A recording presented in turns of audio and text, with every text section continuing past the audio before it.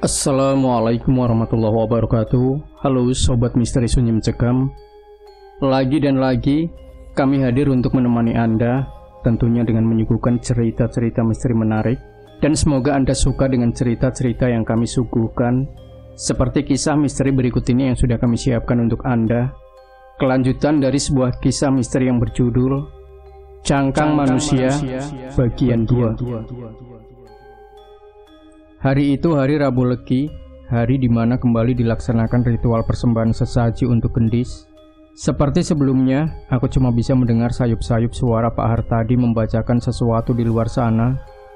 Karena selama ritual itu berlangsung, aku diminta untuk diam dalam kamar demi terjaganya kesakralan ritual itu. Tapi malam itu, aku tak kunjung bisa tidur akibat mencium aroma bakaran dupa dan kemenyan yang jauh lebih menyengat dari yang biasanya tercium. Dalam gelisahku yang tengah berusaha untuk memejamkan mata, sayup terdengar suara seorang wanita seperti sedang melantunkan kidung. Suaranya mengalun timbul tenggelam di tengah keheningan malam. Terasa menyayat hati, membuat bulu kuduku meremang berdiri. Siapa yang nembang malam-malam begini? Tiba-tiba dari celah pintu kamarku yang sedikit terbuka, sudut mataku seperti melihat bayangan yang sekilas melintas. Bayangan yang sekilas melintas di luar sana. Aku yang penasaran segera melongo keluar untuk memastikan apa yang baru saja aku lihat. Dan betapa diriku jadi terdiam bagai terhipnotis. Di sana dekat ruang tamu ada sosok wanita dengan tubuh bagai kaca. Bagai kaca bening yang tembus pandang, bergerak perlahan bagai mengambang di tengah temaramnya lampu ruangan, lalu menghilang. Ada apa, Pram? Tanya Mbok Sum yang entah dari mana, tiba-tiba saja sudah muncul di dekatku, membuatku seolah tersadar kembali ke dunia nyata. Mbok, tadi saya lihat seperti ada bayangan aneh lewat ke arah sana. Sahutku sambil menunjuk ke arah bayangan tadi melintas. Bayangan apa? Balas Mbok Sum sambil melirik ke arah yang kumaksud. Aku terdiam tak langsung menjawab, karena sebenarnya diriku juga tidak terlalu yakin dengan apa yang baru saja kulihat. Apa ada hantu di rumah ini? Sudah, kamu masuk sana, sudah malam. Pinta Mbok Sum yang langsung aku iyakan. Namun belum sempat aku berbalik, mataku malah tertuju kepada butiran-butiran tanah yang nampak bertaburan di lantai, bagai membentuk sebuah jalur. Tanah? Dari mana asalnya? Aneh. Keesokan harinya, seperti biasa, sejak pagi aku sudah bangun dan segera melakukan pekerjaanku sehari-hari. Tapi pagi itu, terlihat gendis yang sedang duduk-duduk di teras. Sesuatu yang tak biasa dilakukannya. Aku yang sudah berhari-hari tak pernah bertemu dengannya, coba bersikap ramah dan langsung menyapa. Dis, tumben. Pagi-pagi begini sudah duduk-duduk di situ. Tapi dia tak menjawab, cuma sekilas melirik, lalu bangkit dan langsung masuk ke dalam rumah. Gendis kenapa ya, Mbok? Tanya aku kepada Mbok Sum ketika kami berpapasan. Memangnya ada apa? Sautnya malah balik bertanya. Tadi dia duduk-duduk di teras. Nggak biasanya dia begitu. Lalu waktu saya tegur, dia nggak jawab, malah langsung pergi. Kan aneh, Mbok. Mungkin dia lagi banyak pikiran. Sudah, kamu lanjut kerja saja. Nggak usah mikir yang macem-macem, balas Mbok Sum. Tadinya aku juga berpikiran begitu. Tapi sikap gendis di hari-hari berikutnya membuatku merasa ada sesuatu yang salah. Dia seolah menjaga jarak denganku. Beberapa kali dia menghindar ketika ku ajak bicara. Keakraban kami yang sudah terjalin selama ini seolah hilang begitu saja. Sedangkan Pak Hartadi nampak telah kembali seperti dulu, tenang dan berwibawa. Tak terlihat lagi kegelisahan dan ketegangan di wajahnya. Bahkan beberapa kali terdengar dia tertawa lepas, seolah beban berat yang menghimpitnya telah terangkat. Pram, kemari sebentar, saya mau bicara. Pinta Pak Hartadi di suatu pagi ketika aku sedang menyapu halaman. Nggih Pak, ada apa? Hari ini hari Sabtu Pahing. nanti malam saya punya rencana mau sediakan sesaji untuk kamu. Sesaji untuk saya, Pak? Memangnya ada apa? Gak ada apa-apa, cuma untuk memperingati hari wetonmu. Ini memang sudah jadi tradisi keluarga kami sejak dulu. Dan kamu sudah kami anggap seperti keluarga sendiri. Oh, begitu. Ya sudah, Pak, saya nurut saja. Ritual? Ritual apa, Pak? Cuma ritual biasa, gak ada yang aneh-aneh. Cuma syukuran kecil-kecilan supaya kamu selalu diberi keselamatan, sehat lahir batin. Dan ini nanti bakal rutin diadakan setiap Sabtu Pahing. Kamu paham kan? Paham, Pak. Terserah Bapak saja. Sebenarnya banyak hal yang ingin kutanyakan padanya, tapi aku lebih memilih diam. Seperti yang selalu diajarkan ibuku, kadang dia menjadi pilihan terbaik untuk sesuatu yang belum kita mengerti. Ada kalanya kita cuma harus menyimak dan pelajari. Terlalu banyak bertanya, terkadang malah akan menimbulkan masalah. Terlalu banyak tahu, justru membuat sesuatu jadi ambigu.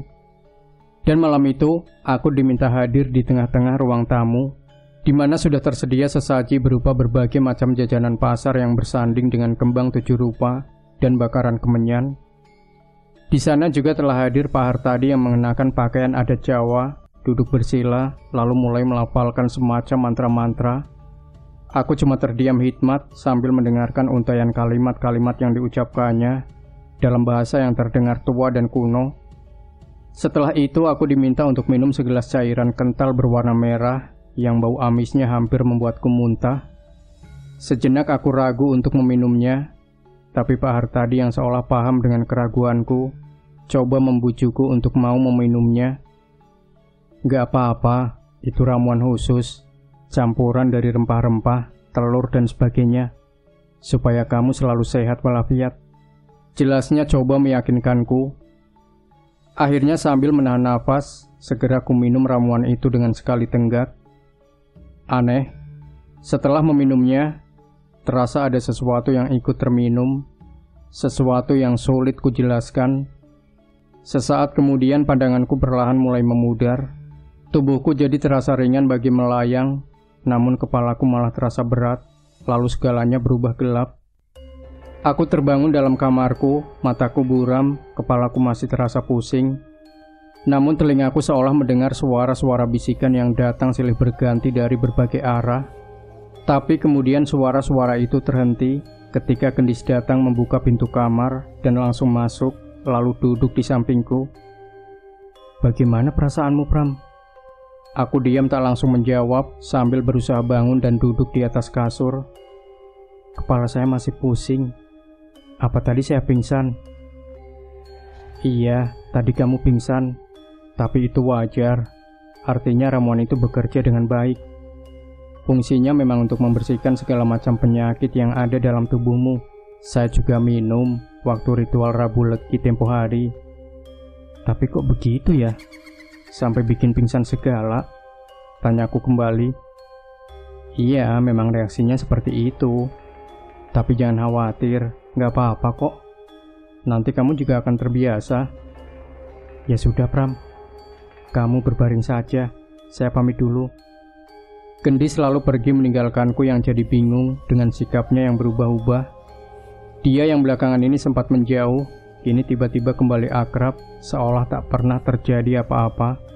Dan dia memanggilku Pram. Pram, tolong kamu bawa ini ke kamar khusus. Pinta Mbok Sum sambil menyerahkan nampan berisi semangkok bubur untuk Ibu Gayatri. Ke kamar khusus, Mbok? Saya boleh masuk ke sana? Sahutku coba memastikan kalau aku tak salah dengar. Iya, gak apa-apa. Sudah dapat izin dari Pak Hartadi. Tapi hati-hati, jangan sampai Ibu Gayatri terganggu, balas Mbok Sum. Walau masih dengan hati bimbang, aku segera menuruti perintah Mbok Sum. Tapi kian dekat ke sana, perasaanku malah makin tak karuan. Aku tak tahu kenapa, entah karena gugup atau malah takut, karena selama ini aku dilarang untuk mendekat. Sesampainya di depan pintu kamar yang berukir itu, sepintas telingaku mendengar suara-suara berbisik dari dalam sana. Sejenak ku terdiam, coba menyimak, tapi suara-suara itu malah menghilang. "Permisi Bu, saya bawa bubur untuk Ibu," ucapku di depan pintu yang masih tertutup rapat, meminta izin untuk masuk. Namun tak ada jawaban. Akhirnya aku beranikan diri untuk membuka pintu yang ternyata tak terkunci. Saat pintu terbuka, aroma kemenyan spontan menyeruak keluar, masuk menusuk rongga hidung, serasa tembus ke otak. Perlahan aku masuk ke dalam, melangkah dengan hati-hati menuju meja yang ada di samping tempat tidur, sambil menyapu pandangan ke seluruh ruangan. Kamar ini terlihat berbeda dengan yang lain, suasananya pun terasa mistis dan magis. Tapi ternyata tak terlalu banyak benda yang mengisi ruangan ini. Hanya ada tempat tidur besar berhiaskan kelambu, dengan sebuah meja kayu jati yang berada persis di sampingnya, dan sebuah cermin dengan bingkai berukir yang tergantung di dinding. Samar-samar nampak siluet Ibu Gayatri yang terbaring di tempat tidur. Sedikit kurang jelas, karena terhalang oleh kelambu yang cuma setengahnya tersingkap. Tapi baru saja kuletakkan nampan di atas meja. Mataku terbelalak ketika akhirnya bisa melihat dengan jelas dari celah kelambu yang tersibak. Ibu Gayatri terbaring dengan kondisi yang amat mengenaskan. Tubuhnya kurus kering dengan kulit yang kendor. Badannya yang dulu berisi, kini bagai balon yang kempes. Wajahnya cekung dengan lingkaran mata yang menghitam. Rambutnya yang dulu biasa tersanggul rapi, kini garing riap-riapan. "Ya Allah, Ibu Gayatri." Mulutku spontan berucap lirih merasa iba.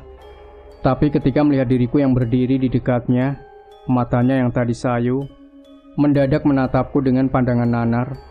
Bibirnya yang kering pecah-pecah, perlahan terbuka berusaha untuk bicara. Tangannya yang kini kurus dipenuhi urat-urat biru menonjol, menggapai lemah, seperti memintaku untuk lebih mendekat. Sejenak aku ragu, tapi batinku berkata kalau ada sesuatu yang ingin disampaikannya. Akhirnya aku beranikan diri duduk bersimpuh di samping ranjang, mendekatkan telingaku, siap mendengarkan apa yang ingin diucapkannya.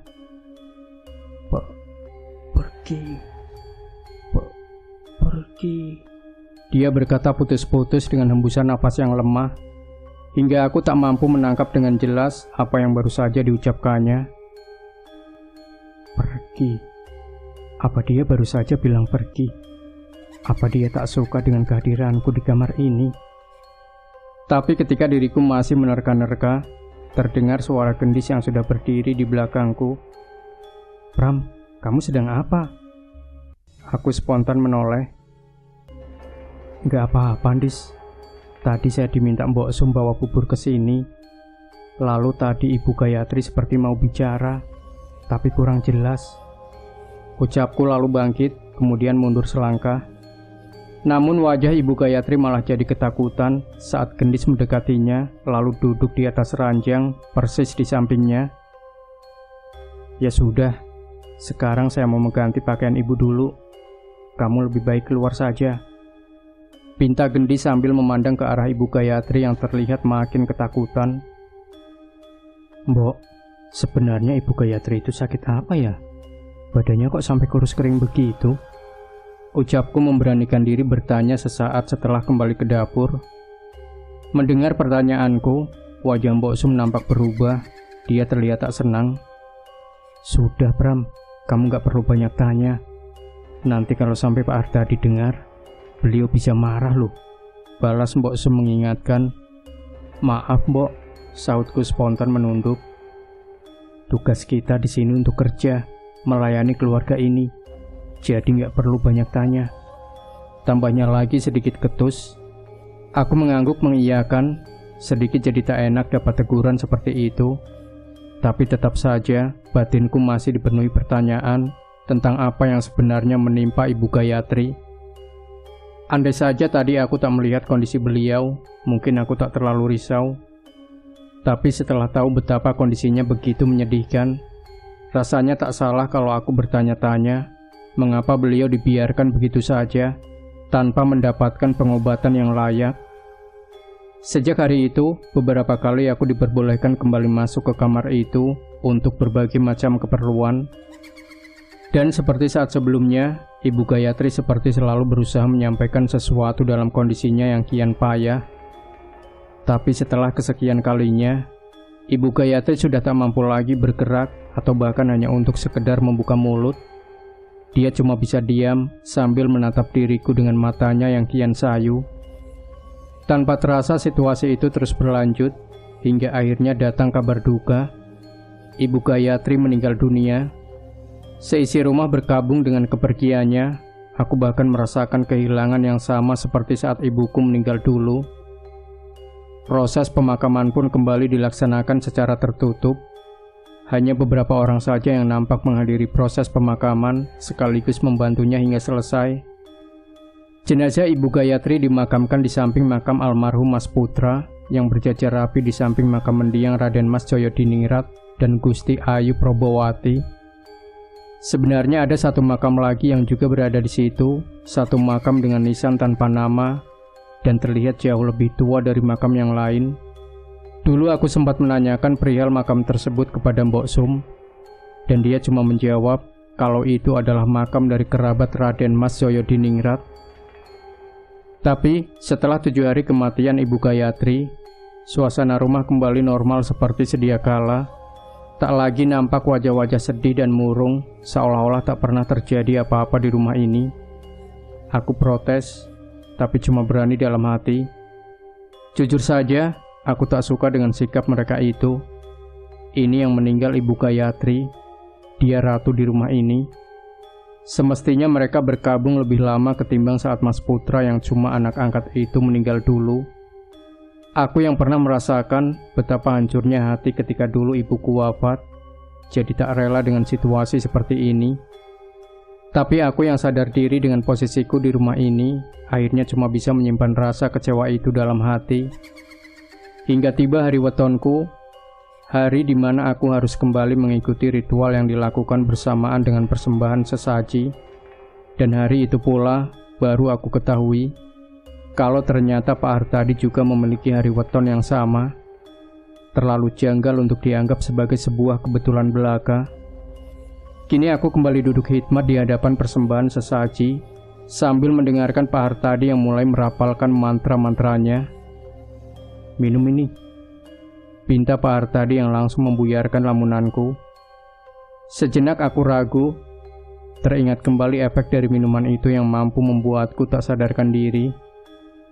Tapi coba ku tepis semua prasangka buruk, sebab walaupun mampu membuatku pingsan, tidak ada efek lainnya yang perlu dikhawatirkan. Hingga saat ini aku masih baik-baik saja, bahkan harus kuakui, diriku malah merasa lebih bugar dari sebelumnya. Segera ku sambut gelas berisi cairan merah amis itu dari tangannya, lalu tanpa banyak tanya lagi, langsung ku minum sampai habis tak tersisa, sambil menjaga agar diriku tak muntah. Dan reaksi ramuan itu pun mulai bekerja, pandanganku mulai memudar, tubuhku terasa ringan bagi melayang, kepalaku terasa berat, lalu gelap. Aku terbangun dalam kegelapan di dasar lubang yang amat dalam, terasa dingin dan mencekam. Suara-suara bisikan terdengar silih berganti, kian lama kian cepat, seolah berebut masuk ke telingaku. Batinku menjerit ketakutan. Ini di mana? Lubang sempit nan dalam ini seolah menghisap nyaliku hingga tak tersisa. Mulutku langsung berteriak memanggil, namun cuma ada gema yang bergaung kembali ke telinga. Di atas sana, terlihat wajah Pak Hartadi yang melongo ke dalam, tersenyum dengan penuh arti, lalu menghilang. Mendadak, segala kegelapan berubah menjadi terang menyilaukan. Diriku seolah melayang terhisap keluar dari dalam lubang. Mataku terpejam saat diriku terangkat naik. Pram. Aku membuka mata saat mendengar suara orang memanggil, terasa amat dekat. Dengan pandangan yang masih samar-samar, pertama yang kulihat adalah wajah Gendis. Setelah segalanya jernih, baru kusadari kalau diriku telah kembali ada dalam kamar, terbaring di tempat tidur. Kamu gak apa-apa? Tanya Gendis yang duduk di atas ranjang dekat kepalaku. Aku tak langsung menjawab. Masih coba menerka apa yang baru saja ku alami. Segalanya bagai mimpi. Ku coba untuk bangkit, Gendis langsung melarang. "Gak usah bangun dulu, lebih baik kamu istirahat saja. Sepertinya kamu masih belum terbiasa dengan ramuan itu." Aku cuma balas mengangguk, lalu kembali merebahkan kepalaku di atas bantal. Gendis langsung pergi meninggalkanku yang kembali terpejam dan perlahan tertidur. Namun sejak hari itu, aku dilarang untuk bekerja. Bahkan aku tak diperbolehkan untuk melakukan apa-apa. Aku cuma diminta untuk berdiam diri di dalam kamar. Hanya boleh keluar untuk mandi atau buang air saja. Jelas aku bingung dan langsung protes, kenapa aku dikurung seperti ini? Apa salahku? Tapi Mbok Sum justru menyampaikan sesuatu yang langsung membuatku seolah terbang ke langit ketujuh. "Kamu gak salah apa-apa, ini bukan hukuman. Malah seharusnya kamu bangga, karena ini adalah tahapan akhir sebelum kamu dinobatkan sebagai anggota keluarga ini." "Hah? Yang bener, Mbok? Apa saya gak salah dengar?" "Enggak, kamu gak salah dengar. Setelah kemarin kamu selesai melalui 2 kali ritual, akhirnya Pak Hartadi mantap untuk menerimamu. Sama seperti Gendis, dia juga telah selesai melalui semua tahapan ritualnya." Astaga, aku jadi bagian dari keluarga ini sulit dipercaya. Tapi Mbok Sum membuktikan ucapannya. Dia benar, ini tak terasa seperti hukuman. Karena selama aku dipingit, aku diperlakukan dengan sangat istimewa, layaknya seorang raja. Berbagai macam makanan dan minuman silih berganti berdatangan ke dalam kamar. Namun bukan Mbok Sum yang mengantarkannya, tapi Gendis. Selama berhari-hari dengan telaten bagi seorang pelayan, gadis itu selalu menyediakan segala keperluanku, hingga membuatku jadi sedikit sungkan. Tapi dia bilang kalau dia tak keberatan, semua itu memang sengaja dilakukannya dengan alasan sebagai ungkapan perhatiannya terhadapku, yang sudah dianggapnya seperti keluarganya sendiri. Namun malah terdengar kabar kalau Pak Hartadi jatuh sakit, tapi aku tak bisa menjenguknya. Selain karena katanya beliau tidak ingin diganggu, aku pun belum boleh keluar kamar. Beberapa kali kutanyakan tentang keadaan Pak Hartadi kepada Gendis, dan dia bilang kalau beliau baik-baik saja, cuma butuh istirahat. Di beberapa malam, Mbok Sum memintaku untuk mandi kembang. Aku yang tak paham apa maksudnya kembali memberanikan diri untuk bertanya. Dia beralasan bahwa semua itu dilakukan untuk membersihkan diriku dari segala pengaruh buruk, agar aku layak untuk menjadi bagian dari keluarga ini. Segala perlakuan istimewa itu terus kuterima selama berhari-hari. Tapi aku yang kian jenuh terus berada dalam kamar, sempat meminta izin kepada Mbok Sum agar setidaknya sesekali diperbolehkan untuk keluar, tapi dia tetap melarang. Namun aku yang tak terbiasa berdiam diri lama-lama, akhirnya malah jadi merasa tersiksa. Hantaran makanan dan minuman yang berlimpah terasa tak berarti lagi. Lalu, entah di hari yang keberapa, timbul niatku untuk menyelinap keluar kamar saat malam hari, di mana tak ada seorang pun yang bakal melihat. Bukan untuk apa-apa, tapi hanya untuk sekedar mengganti suasana demi mengusir rasa bosan. Aku cuma mau berdiri di halaman sambil menghirup udara segar. Dan akhirnya sesuai rencana, saat malam telah larut, setelah yakin dengan situasinya, aku siap menyelinap keluar kamar. Tapi baru saja aku membuka pintu dan melangkahkan satu kaki keluar, terinjak sesuatu yang terasa kasar, terasa ngeres. Terlihat banyak butiran-butiran tanah bertaburan persis di depan pintu kamarku. Tanah ini lagi, dari mana asalnya? Aku penasaran karena segalanya sama persis seperti yang pernah kutemui dulu. Tanah itu bertaburan bagai membentuk sebuah jalur, dan kali ini aku ingin tahu kemana jalur itu menuju. Perlahan sambil mengendap-endap, kutelusuri jalur taburan tanah itu mulai dari depan pintu kamarku, terus melewati ruang tamu, hingga akhirnya berhenti pada sebuah kamar dengan pintu berukir, kamar khusus. Di situ aku terdiam. Aku ragu karena taburan tanah itu sepertinya terus berlanjut masuk ke dalam. Aku tak berani masuk. Aku kecewa, rasa penasaran ini tak terobati. Tapi situasi yang tak memungkinkan membuatku memutuskan untuk kembali ke rencana awal, pergi keluar menghirup udara segar di halaman. Tapi baru saja aku berbalik, aku tersentak mundur ketika melihat Mbok Sum yang laki-laki telah berdiri di belakangku. "Kamu mau kemana? Kenapa keluar kamar?" tanya wanita itu dengan nada sedikit marah. "Maaf, Mbok, saya cuma mau cari angin di kamar sumpek," jawabku sedikit gugup. Dia tak langsung menimpali seperti yang sering dilakukannya, malah memandang ke arah lantai, lalu ke arahku, seolah sedang menduga apakah aku melihat hal yang sama. "Sekarang lebih baik kamu masuk saja. Jangan sampai Pak Hartadi tahu. Bisa-bisa dia marah, lalu berubah pikiran," perintahnya tegas. Aku tak berani membantah, langsung kembali menuju kamarku sambil terus memandangi taburan tanah misterius itu.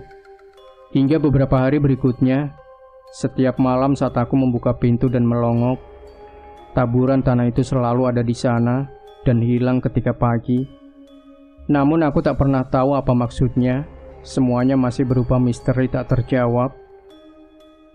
Nah, Sobat Misteri Sunyi Mencekam, cerita ini masih ada satu part lagi yang tidak boleh Anda lewatkan, yakni bagian ketiga atau bagian terakhir dari sebuah kisah misteri yang berjudul Cangkang Manusia. Jangan lupa berikan komentar Anda, like, share video ini, subscribe channel Sunyi Mencekam, dan kembali nantikan cerita-cerita misteri terbaru dari kami. Wassalamualaikum warahmatullahi wabarakatuh.